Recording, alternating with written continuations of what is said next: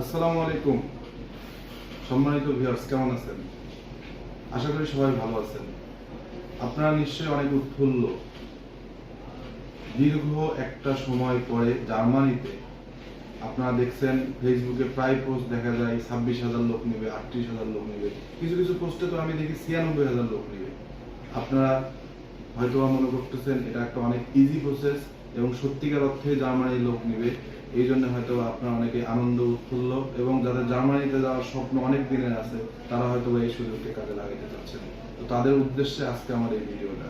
আমি বলতে চাই যে 26,000 কোথাও 38,000 অথবা 96,000 ব্যাপারটা এইরকম না।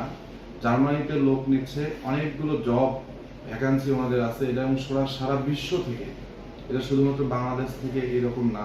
এটা রোমানিয়া থেকে হতে পারে, এটা ইতালি থেকে হতে পারে, এটা লুক্সেমবার্গ থেকে হতে পারে,